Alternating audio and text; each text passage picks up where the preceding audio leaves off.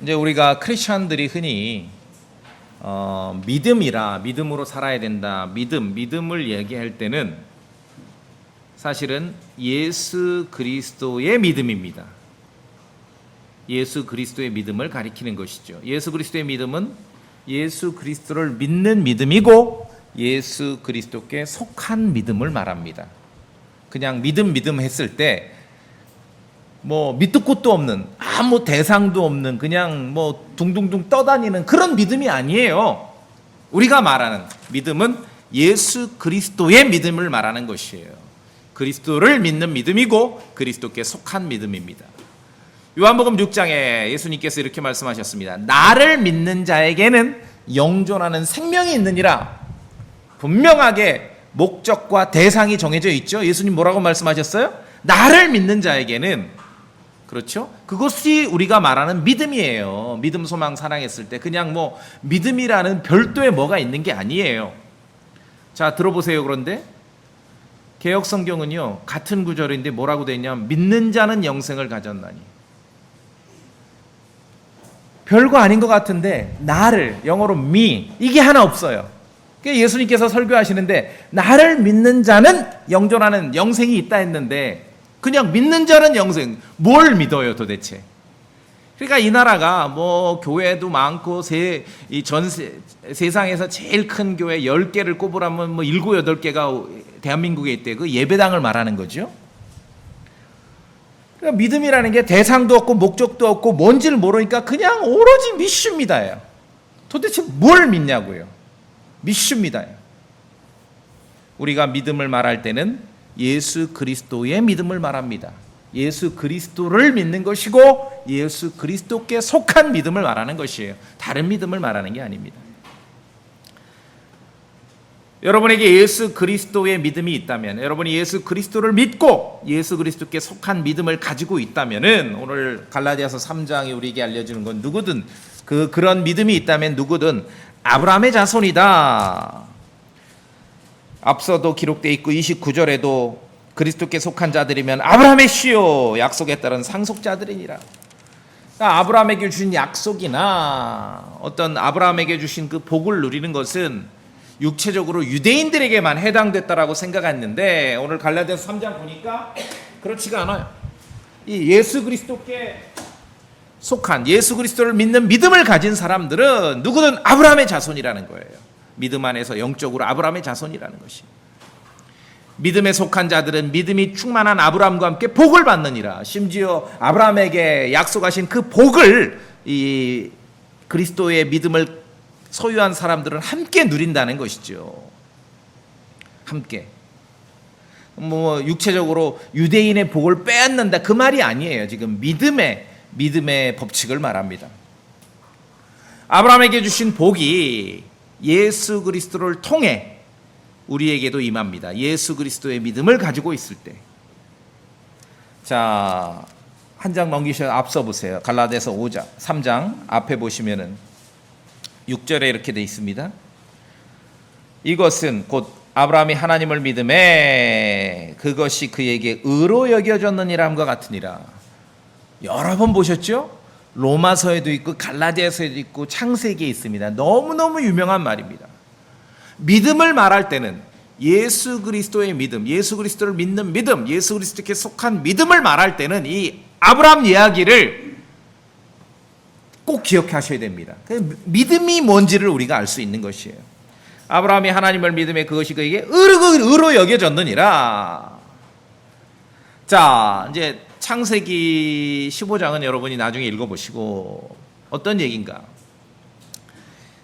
이제 하나님께서 은혜를 베푸시고 복을 주셔서 아브라함이 이제 번성을 해요. 뭐 가축도 늘어나고 땅도 많고 재산도 늘어나고 나이도 많아지고. 근데 하나가 부족해.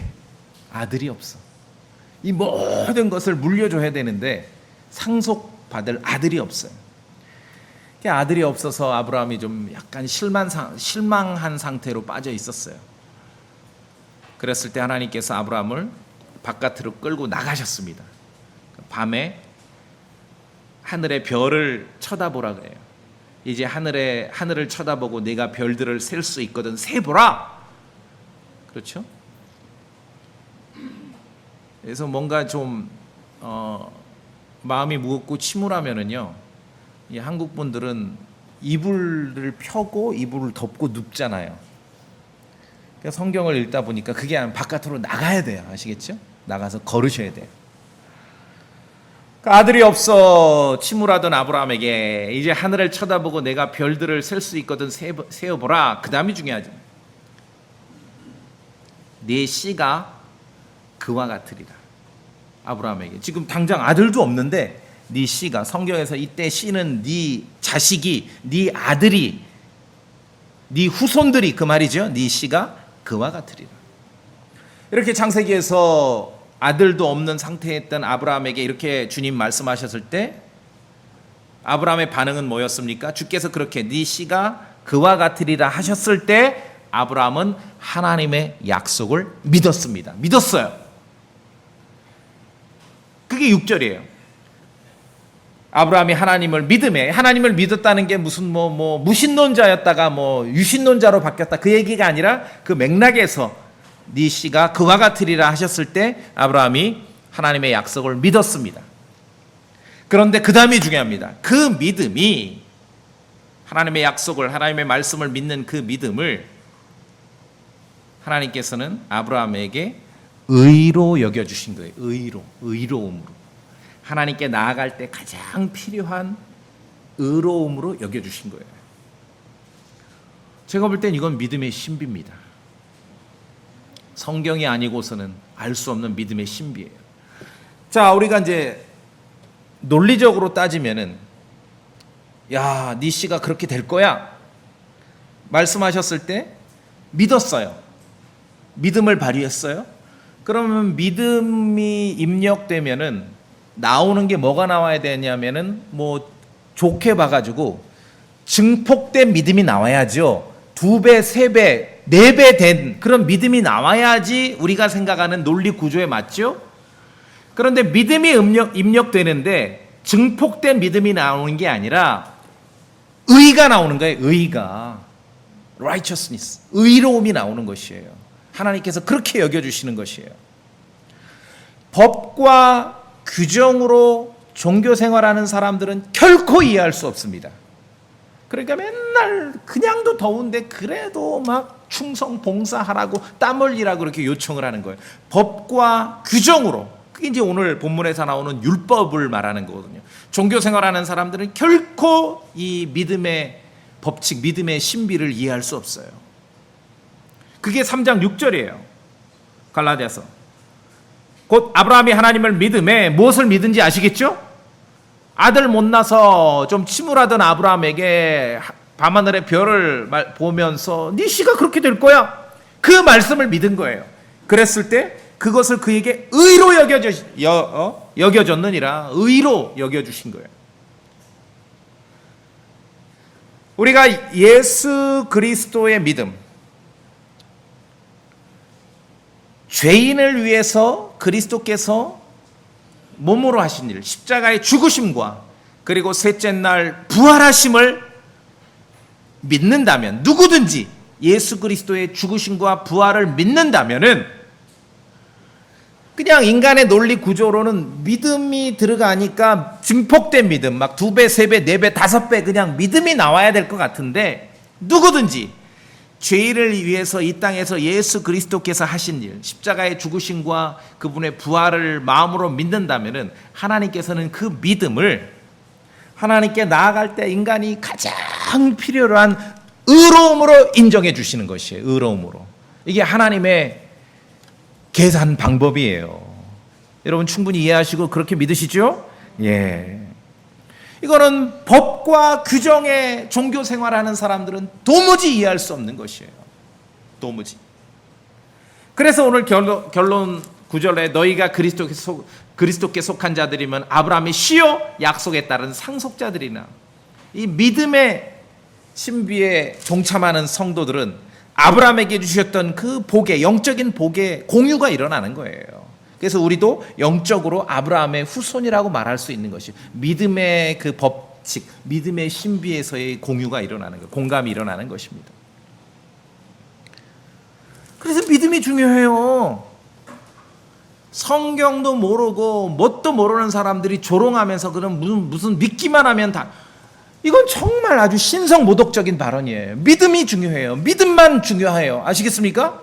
믿음만 중요해요. 하나님 앞에, 사람 앞에서 뭐가 평가받고 이건 또 다른 얘기죠. 하나님 앞에서는 믿음만 중요해요. 믿음, 우리가 믿을 때 우리의 믿음이 하나님께서는 어떻게 계산해 주시는 거예요? 의로움으로 계산해 주시는 것이에요. 의로움으로. 그걸 로마서에서는 전가 이런 말을 쓰죠. 입력된 건데 우리 논리 구조랑 전혀 새로운 게 출력이 되는 것이에요. 그 믿음만 중요하다고요. 믿음. 그럼 뭐 믿음 하나면 이 조롱, 아주 성경도 모르고 아주 모독하는 사람들이 하는 말이에요. 믿음만 중요합니다. 정말 그렇죠? 누구든지 예수 그리스도께서 이 땅에 오셔서 죄인들을 위해서, 우리들을 위해서 십자가에서 죽으셨고 셋째 날 부활하셨다는 그 사실을, 그 복음의 사실을 마음으로 믿으면 하나님께서는 그 믿음을 의로움으로 인정해 주신다는 거예요. 의로움으로. 자, 믿음의 신비를 모르는 많은 사람들은, 때로는 뭐 크리스천이라고 불리는 사람들도 있습니다. 여전히 이 믿음과 오늘 갈라디아서 3장에 말하는 율법이라는 게 어떤 법과 규정이죠. 율법을 뒤섞어 버리려고 하는 것이에요. 갈라디아서 3장에 기록된 대로 사도 바울 시대도 그랬고 지금도 그래요. 법과 규정과 믿음을 자꾸 뒤섞어요. 뒤섞어. 사람 앞에서 뭔가 평가받는 것과 이거는 둘째 문제죠. 우리가 하나님 앞에서 어떻게 나아가고 죄인이 구원받고 또 구원받은 성도가 하나님 앞에서 살아가는지, 그 문제는 믿음밖에 없다니까요. 근데 인간은요, 우리의 속성은 그냥 놔두면은 율법의 종교를 만듭니다. 인간은 그냥 놔두면은 법과 규정의 종교를 만드는 거예요. 계속 뭔가를 통제를 하려고 그러고 규칙을 정하려고 하고. 자, 율법은 모세를 통해 이스라엘 자손에게 주셨습니다. 이방인에게 주신 게 아니에요. 율법은요, 이방인에게 주신 게 아니에요. 이방인들은 해당 사항이 없습니다. 그런데 자신이 받지도 않은 율법 규정에 매여서 여전히 종교고 노예 생활하는 사람들은 참으로 딱하죠. 딱해요. 그런 사람들에게는 가서 한 가지만 질문하면 돼요. 그럼 할례는 받으셨냐고. 그렇죠? 믿음은 예수 그리스도께 속합니다. 그래서 예수 그리스도의 믿음이라고 말하는 것입니다.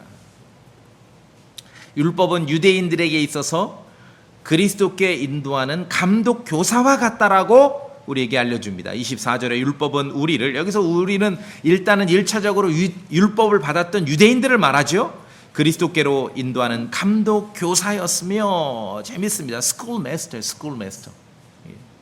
감독 교사였어요. 그리스도께서 오셔서 하나님의 아들, 이 믿음을 알려주시고 믿음을 드러내신 이후로는 이제 감독 교사가 필요 없죠.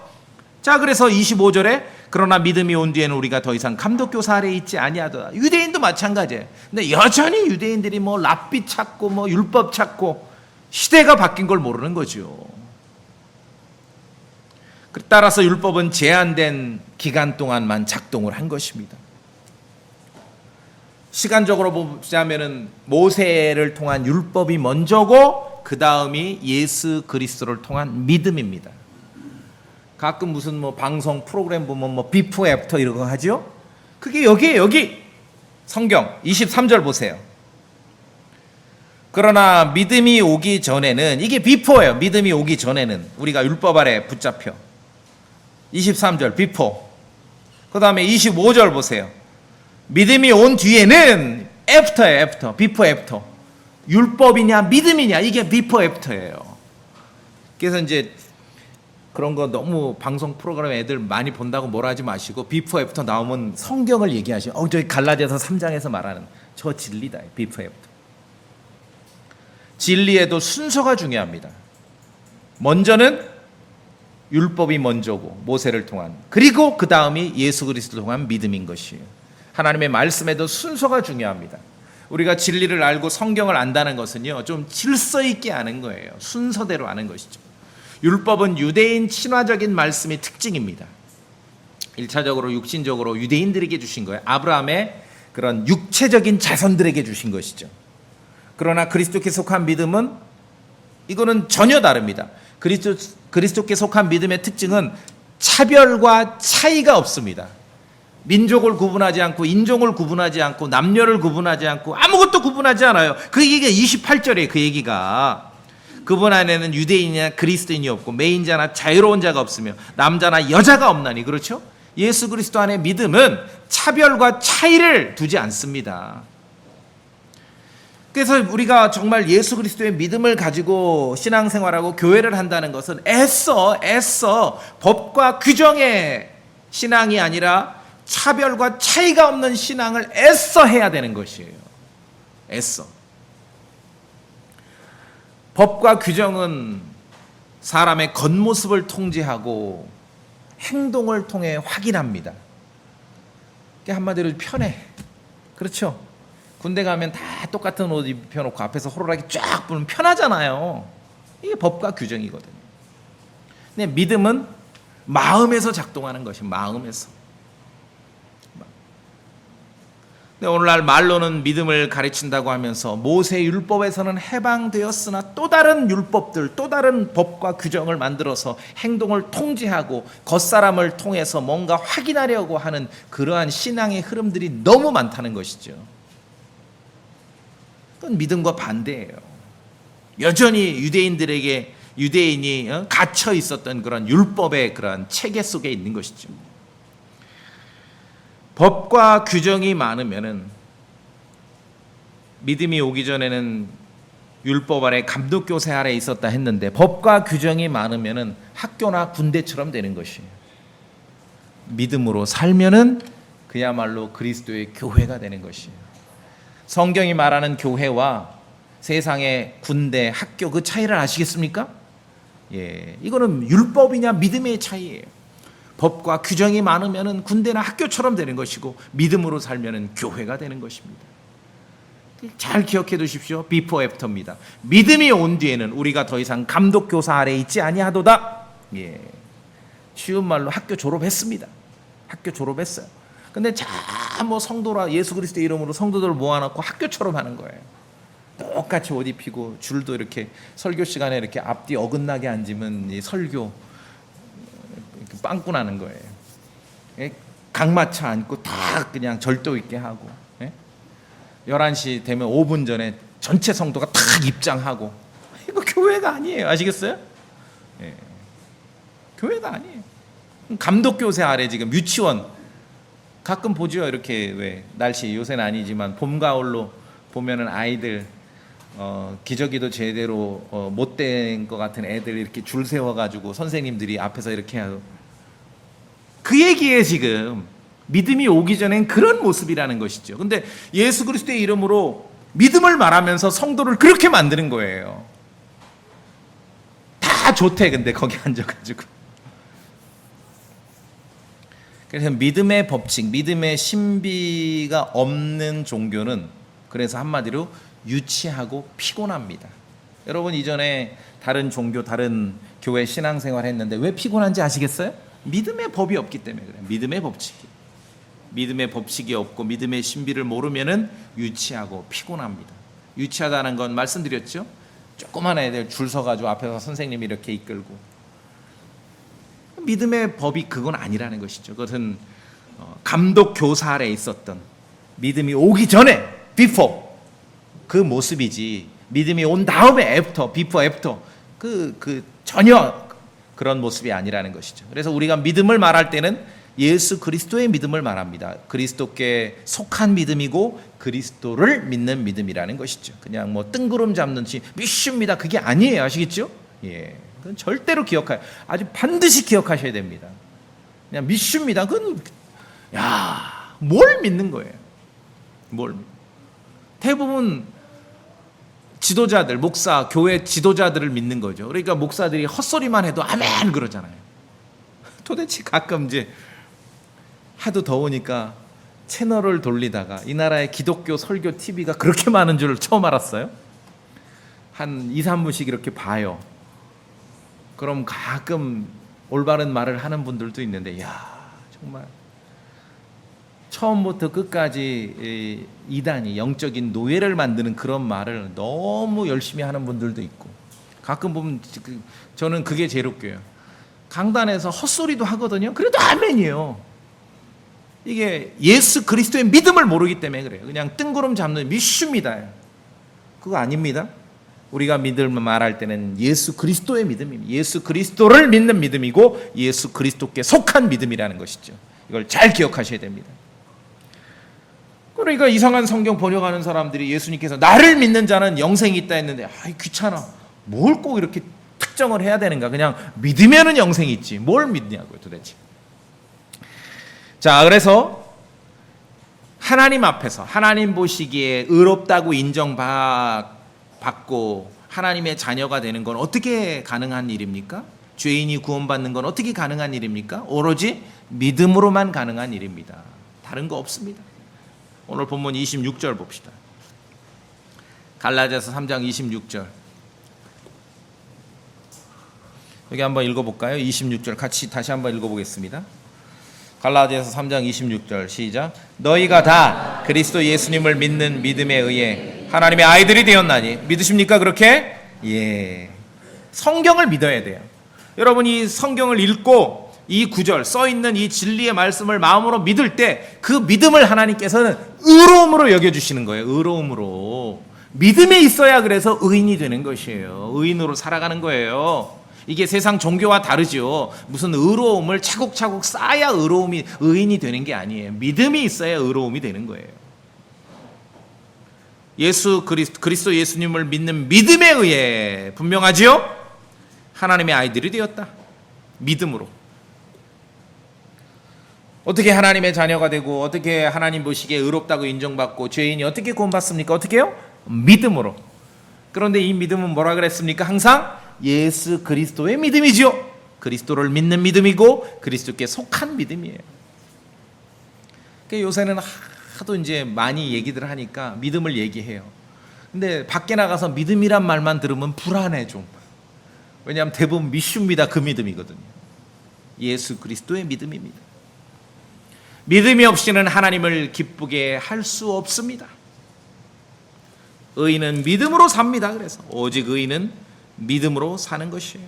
믿음으로. 의인은 믿음으로 사는 거예요. 그리스도 예수님을 믿는 믿음은 예수님께서 이 땅에 오셔서 죄인들을 위해서 몸으로 하신 그 일을 믿는 것이에요. 그리스도 예수님을 믿는다는 것은 그리스도께서 죄인들을 위해서 몸으로 하신 그 일을 믿는 것이에요.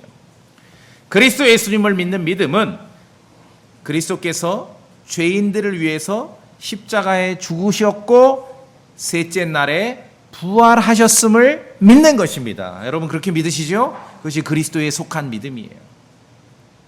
복음을 말한다고 하면서 그리스도를 믿는다고 말하면서 정작 무엇을 믿어야 되는지를 모르고 헷갈리는 사람이 너무 많아요. 너무 많아요. 로마서 4장 봅시다. 로마서 4장.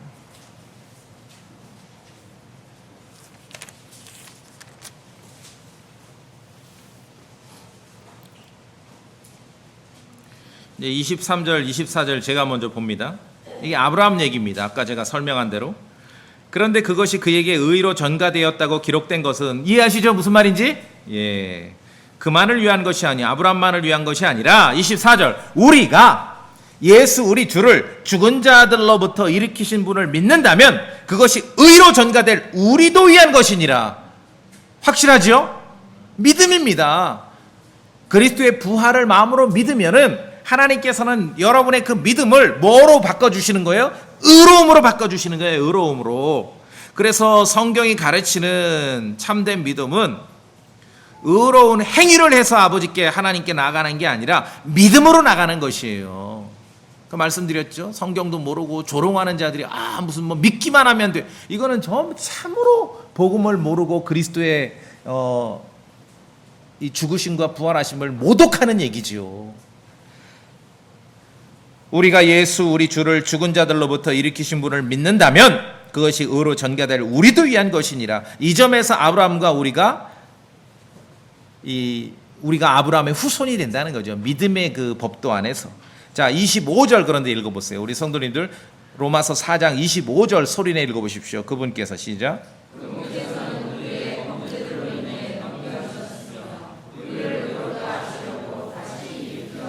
예, 두 가지죠.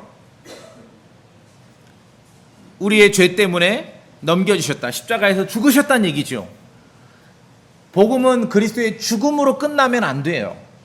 복음은 그리스도의 죽음이 아니라 복음은 그리스도의 부활입니다. 우리를 의롭다 하시려고 다시 일으켜지셨느니라. 이 사실을 마음으로 믿을 때 우리가 하나님의 자녀가 되고 구원받는다 하는데 어떻게 그 일이 가능한가? 이 사실을 마음으로 믿을 때 하나님께서는 그 믿음을 의로움으로 여겨주시는 것입니다. 그래서 우리가 구원받는 것이에요. 자, 고린도전서 15장도 봅시다. 고린도전서 15장.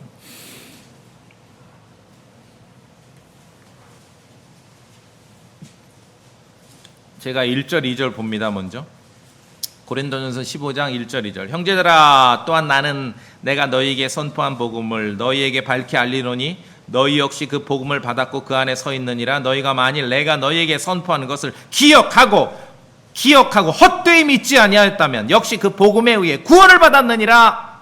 그 다음에 3절 4절, 그렇죠? 3절 4절 읽어보세요. 성도님들 소리내서 3절 4, 복음의 내용이 뭔지 3절 4절입니다. 3절 4절, 3절부터 4절 시작.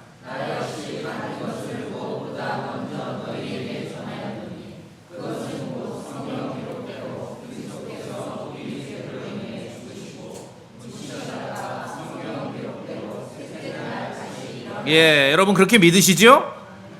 다 까먹어도 어떤 어려운 복잡한 구절 다 까먹어도 이 사실은 기억하고 계시죠?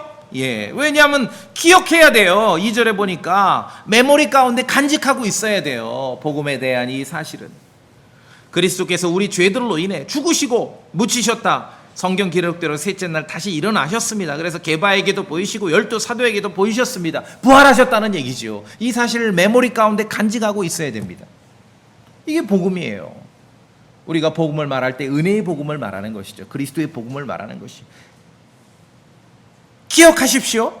Keep in memory 하셔야 돼요. 다른 건 다 까먹어도 이건 까먹으면 안 돼요. 예전에 실제로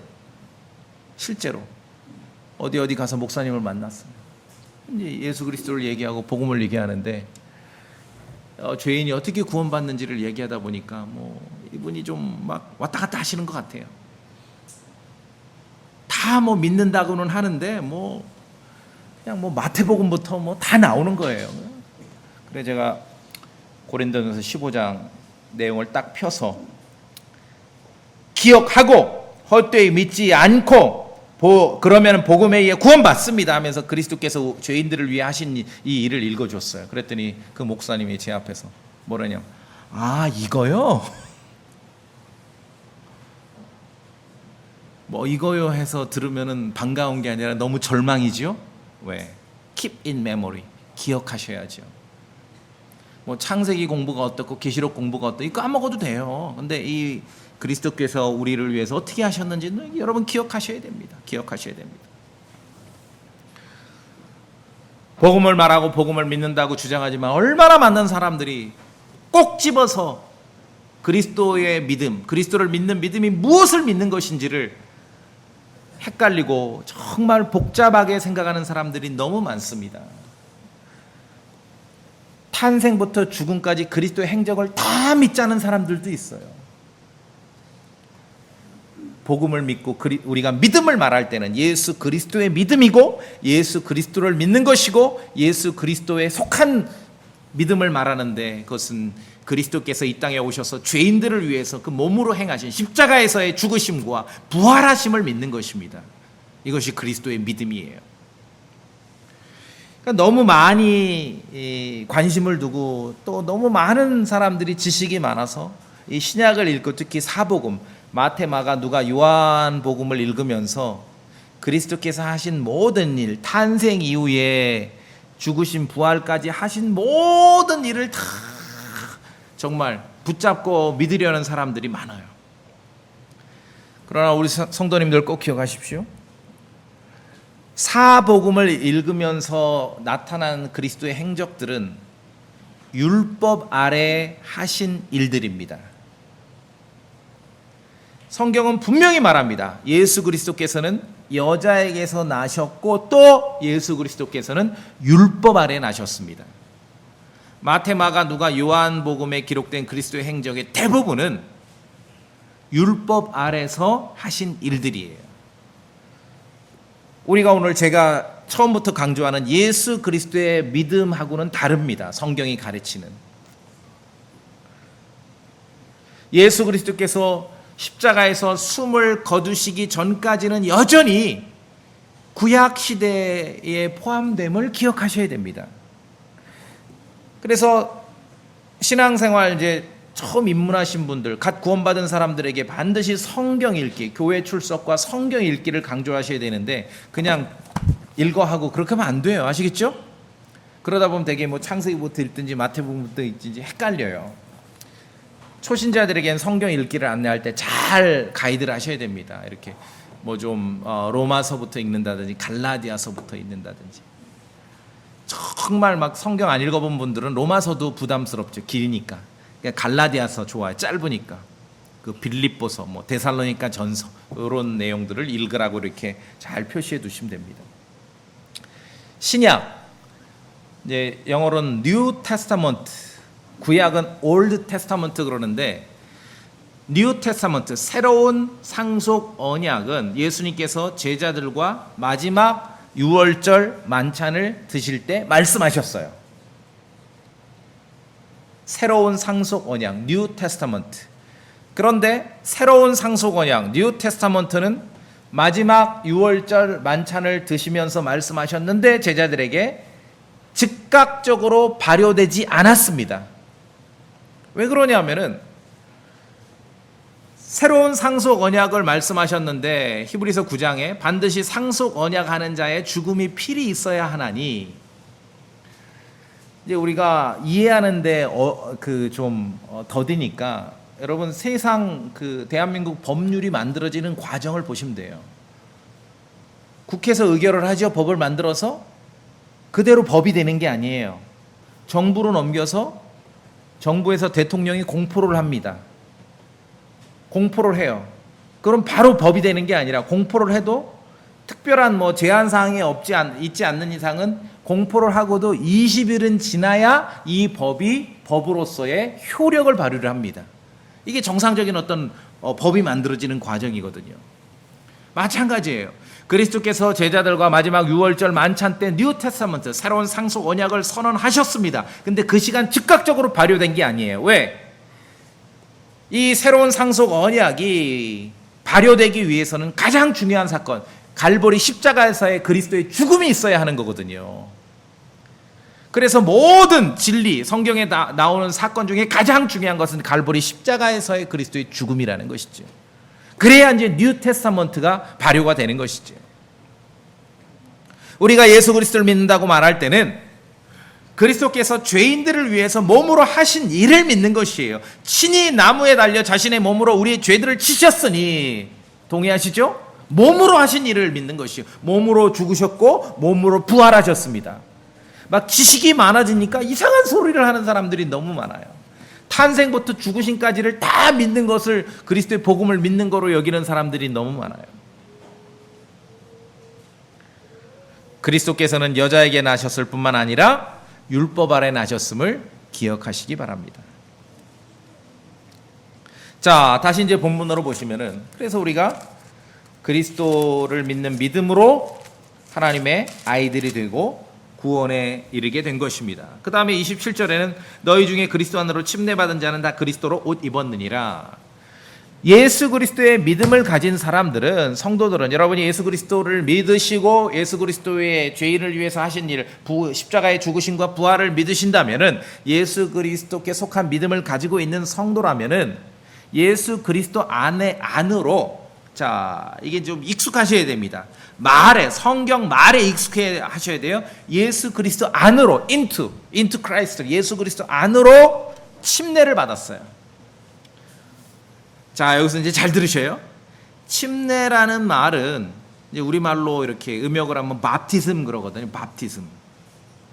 뭐 그리스 말로도 밥티즘이고 영어로도 밥티즘이에요.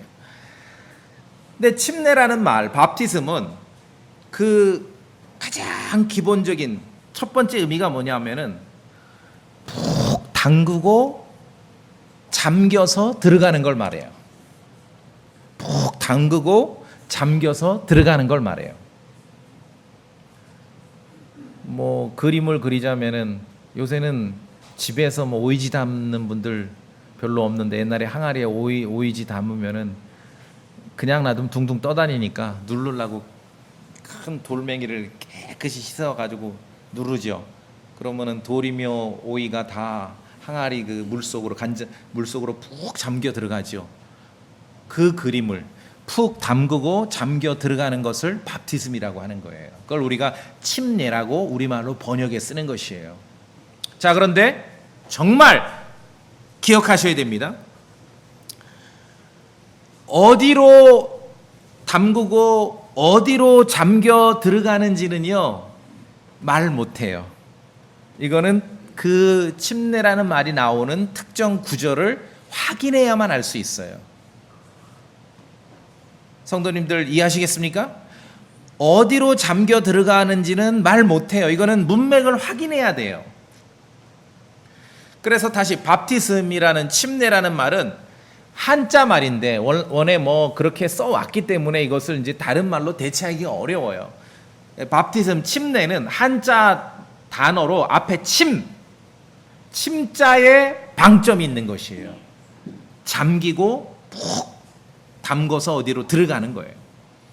본래 이 밥티즘이라는 말에는 세라머니라는 의미는 없어요. 여러분이 알고 쓰셔야 됩니다. 그런데 침례나 밥티즘이라는 단어를 읽을 때 맥락에 그런 단어가 없는데도 사람들은 습관적으로, 특히 침례교인들은 습관적으로 침례나 밥티즘을 읽을 때 물이라는 단어를 보태서 읽어요. 그렇죠? 그러니까 기록된 대로 읽고 기록된 대로 이해하고 기록된 대로 믿는다는 거는요 계속 연습을 하셔야 돼요. 손가락으로 짚어서 읽으셔야 돼요. 침례나 밥티즘을 읽을 때 특히 침례교인들은 여기 지금 27절에 너희 중에 그리스도 안으로 침례를 받은 자는 자 여기 물 있어요 없어요? 근데 침례교인들은 습관적으로 침례만 나오면은 물이라는 말을 보태서 이해를 한다니까요. 그러면 안 돼요. 그러면은 오류 납니다. 성경 해석에 오류 납니다. 자, 다시요. 밥티즘 침례는 이제 한자 말로는 뒤에 리에가 있으니까 워낙 그렇게 썼기 때문에 아까 말씀드렸죠. 100년 이상 깔아온 그게 있기 때문에 그것까지 손을 대면은 이게 힘들어지기 때문에 우리가 알고 쓰는 거야, 알고. 세라모니가 아닌데 밥티즘 침례는 푹 담그고 잠겨서 들어간다는 의미인데 어디로 들어가는지는 말 못한다. 이건 문맥을 확인해야 된다. 그런데 침례교인들은 습관적으로 본문에 있지도 않은 물이라는 단어를 보태서 읽어버린다. 그래서 성경 해석에 오류가 납니다. 자, 잘 이해하시죠? 물론 반가운 소식은 대부분은 밥티즘이 나오고 침례가 나오는 문맥의 대부분은 문맥을 확인해 보면은 물속으로 잠겨 들어가는 겁니다. 물속으로 대부분은. 그런데 모두 그렇지는 않습니다. 자, 여기 갈라디아서 3장 27절도 그렇고요. 여기서는 침례를 받았다. 밥티즘 푹 잠겨서 어디로 들어가는데 물속에 들어간 게 아니라 어디로 들어갔습니까? 그리스도 안으로 들어갔죠. 그렇죠? 예. 그리스도 안으로 들어갔습니다. 로마서 봅시다. 로마서 6장.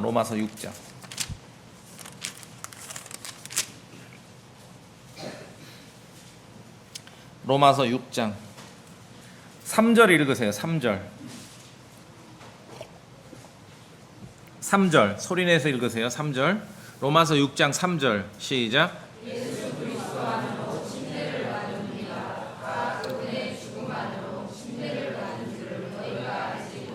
자, 침례는 밥티스미라 그랬고 푹 잠겨서 담그고 어디로 들어가는 건데 로마서 6장 3절은 어디로 들어갑니까? 예수 그리스도 안으로 들어가죠. 예, 예수 그리스도 안으로 들어갑니다. 또 죽음 안으로 들어가는 것이에요. 죽음 안으로. 여기 물이 아니에요. 물이 아니에요. 근데 전통적으로 침례교인들은 침례나 밥티즘이란 단어가 나오면 습관적으로 물을 보태서 이해를 해요.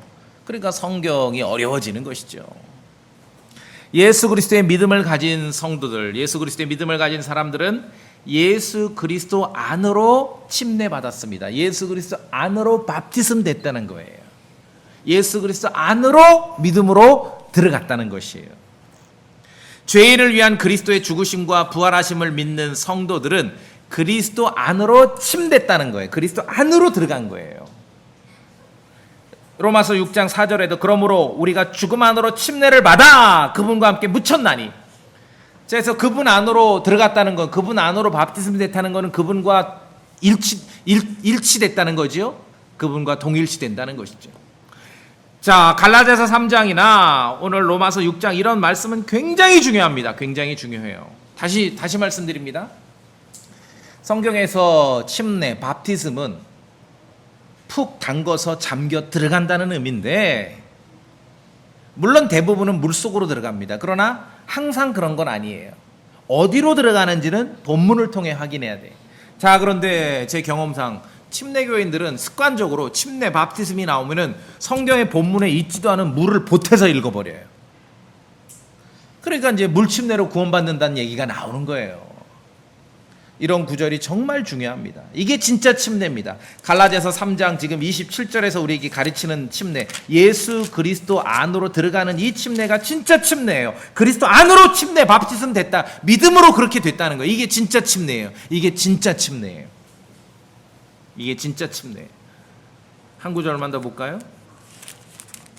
고린도 에베소서 4장 봅시다. 에베소서 4장 5절.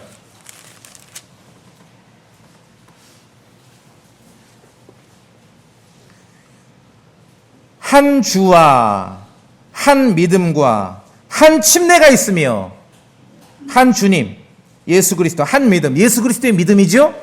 한 침례, 예수 그리스도 안으로 들어가는 침례를 말합니다. 밥티즘. 이런 걸 이제 앞에다가 물이라고 보태서 읽어버리면 큰일 나는 거죠. 그렇죠? 써 있는 그대로 또박또박 읽고 이해하고 믿는 연습을 하셔야 돼요. 그게 킹제임스 성경을 읽는 성도들이 해야 될 일입니다.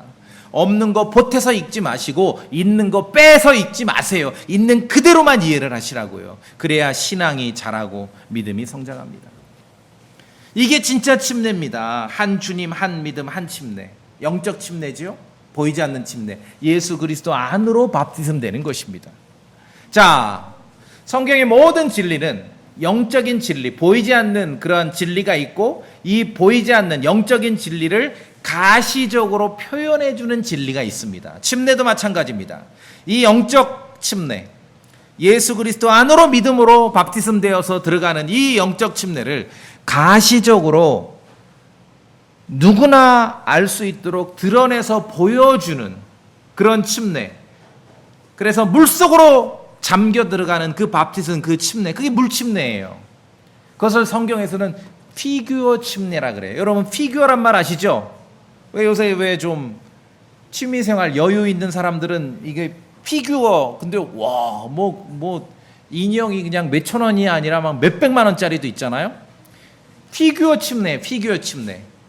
물속으로 들어가는 침례는 피규어 침례. 이것은 보이지 않는 영적 세계에서 벌어지는 그 밥티즘 침례를 우리가 가시적으로 보일 수 있게 표현하는 것이 그 물침례라는 것이죠. 피규어 침례. 따라서 물속으로 들어가는 밥티즘, 물속으로 들어가는 침례의 조건은 오직 하나밖에 없습니다. 예수 그리스도의 믿음을 가지고 있느냐, 예수 그리스도를 믿는 믿음이 있느냐, 죄인을 위해서 그분께서 몸으로 하신 일, 십자가의 죽으심과 부활을 믿느냐, 예수 그리스도께서 참으로 하나님의 아들이심을 믿느냐? 이 믿음이 있으면은 예수 그리스도 안으로 바프티즘 돼서 영적 침례를 받은 거잖아요. 그런 그 보이지 않는 영적 진리를 가시적으로 표현하는 것이 물침례거든요. 그 조건 하나밖에 없습니다. 그래서 제가 이전에 성도님들 물침례할 때 하나 묻잖아요.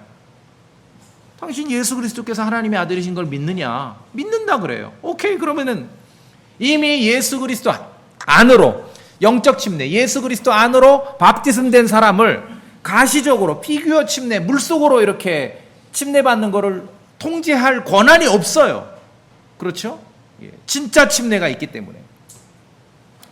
예수 그리스도 우리 주에 관한 것이라 죽은 자들로부터 로마서 1장에서는 부활하심으로써 권능 있게 하나님의 아들로 밝히 드러나셨느니라.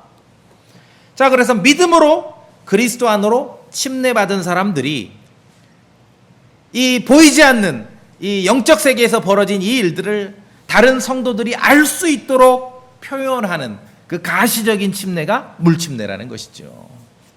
그런데 많은 구절에서 대부분은 물속에 들어가지만 물이라는 단어가 없는데 보태서 읽어버리면은 이 설교 못해요. 다 이 엉망이 되는 것이죠.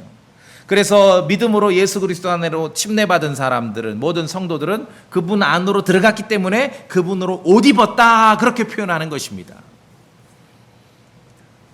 자, 그래서 다시 갈라디아서 3장 본문으로 오시면은, 그러니까 우리가 구원받았다는 것을, 예수 그리스도의 믿음을 가지고 구원받았다는 것을, 그 믿음을 하나님께서는 의로움으로 여겨주신다는 것을 이렇게 다양하고 다채롭게 표현하는 것입니다. 너희가 다 그리스도 예수님을 믿는 믿음에 의해 하나님의 아이들이 되었나니 너희 중에 그리스도 안으로 침례를 받은 자는 다 그리스도로 옷 입었느니라. 그리스도 안으로 침례받았다 했을 때 다시 당부드립니다. 여기다 물이란 말 보태서 읽으시면 안 됩니다. 예, 바프티즘 됐다. 어디로 들어가는지는 문맥을 봐야 된다. 그래서 예수 그리스도 안에 있는 성도들, 크리스천을 판단할 수 있는 근거는요, 하나밖에 없어요. 예수 그리스도의 믿음이 있냐 없냐, 이거밖에 없어요. 우리가 믿음을 말할 때 말씀드렸죠. 그리스도의 믿음을 가리킨다고. 예수 그리스도를 믿는 믿음이고 예수 그리스도께 속한 믿음을 말합니다. 다른 근거를 가지고 다른 기준으로 어떤 차별이나 차이를 두면 안 됩니다. 그래서 그리스도 안에는 유대인이나 그리스도인이 없고 매인자나 자유로운 자가 없고 남자나 여자가 없다는 거예요. 율법을 아냐 모르냐, 뭐 어느 민족 출신이냐, 사회적으로 신분이 뭐냐, 뭐 성별이 뭐냐, 다른 것으로, 다른 그 어떤 기준으로 차이나 차별을 두면 안 된다는 것이죠. 복음에 있어서는 그래서 뭐 사람들이 목사들 장로들 날 더운데 뭐 어쩌고 저쩌고 하는데, 복음의 기준에 있어서는요 차별 금지가 맞죠. 그렇죠? 예수 그리스도의 믿음이 있냐 없냐, 이 하나만 따지는 거예요. 이것만 따져야 돼요. 그 어떤 것으로 차별해서는 안 돼요. 성경이 차별하지 않는데 인간들이 무엇을 차별합니까? 그래서 우리가 그리스도의 믿음으로 모여서 교회를 이룬다는 것은 애써 차별과 차이를 두지 않는 실행을 하는 것이에요. 그래야 그리스도께 속한 교회다운 것이죠. 그렇죠. 예수 그리스도의 믿음에 의해 모든 자들에게 미치고 믿는 모든 자들이 임하는 하나님의 의인이 이는 차별이 없기 때문이라. 그리스도의 믿음이 있으면 그냥 오케이인 거예요. 우리가 다른 걸로 차별과 구분을 하면 할 수 없는 것이죠. 사도행전 15장 한 구절 봅시다.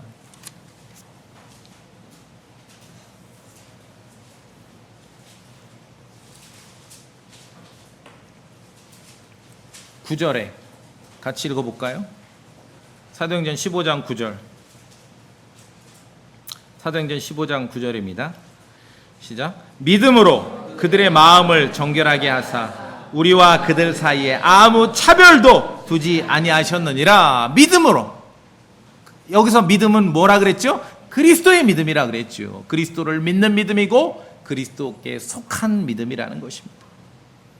성도님들, 예수 그리스도의 믿음, 예수 그리스도를 믿는 믿음, 예수 그리스도께 속한 믿음으로 참으로 주의 은혜 가운데 성도의 삶을 사시길 바랍니다.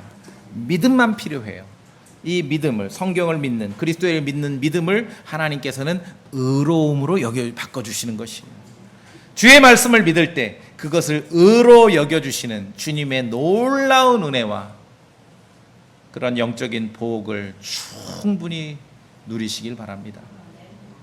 이게 우리가 믿음으로 세상을 이기며 살아갈 수 있는 유일한 근거가 되는 것이죠. 여러분 그렇게 동의하시죠? 예, 다 같이 기도하시겠습니다.